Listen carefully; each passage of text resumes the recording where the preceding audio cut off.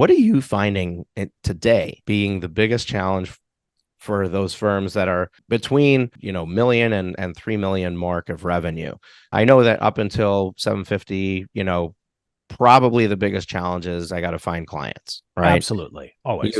You figured that piece out, and now you've got clients coming in, you've got your marketing down, and you want to grow beyond yourself, right? What's the biggest challenge that happens in that space?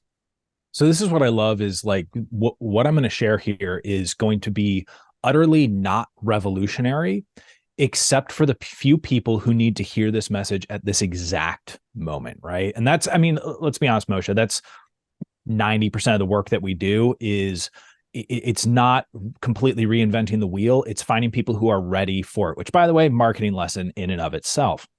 But the big thing is boiled down to a single word: identity. How do you identify in this world? A lot of clients, when they come to me, what they're grappling with is they are currently a lawyer who happens to own a law firm.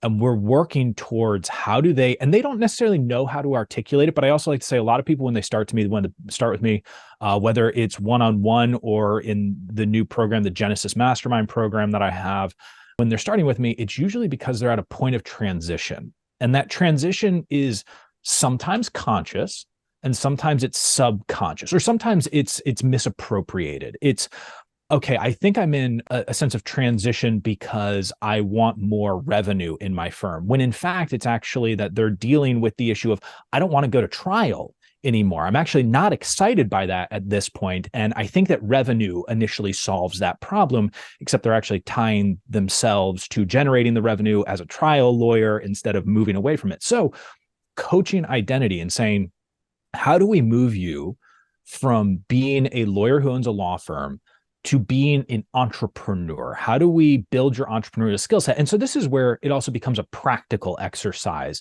of helping firm owners, because if you help them, and I know that you do this as well, when you help them build their skill set, their marketing skill set, their leadership skill set, and those are the first two that we really focus on, but then also figuring out how to be a better manager, sort of developer of systems, how to be a better financial officer for your firm. And, it's just enough information to get the job done, but go find professionals to really help you out in some of these spaces.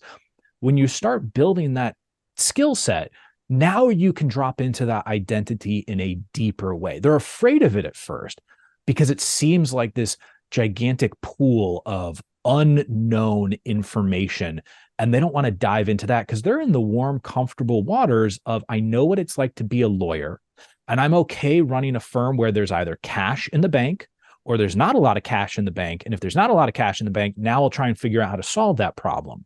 An entrepreneur doesn't want that problem. An entrepreneur wants a business where cash in the bank is a reflection of all the other work that they are doing to have a humming organization. And they're not afraid of the balance sheet because it's one of their tools that they use in running a great business. So by working on building that skill set, and by working on, here's how you take actions as an entrepreneur and holding you accountable to those actions, now that identity starts to shift. And the number of clients that I have who work with me and within a year basically say, hey, Charley, I'm embarrassed to admit this, but I don't think I want to be a lawyer anymore.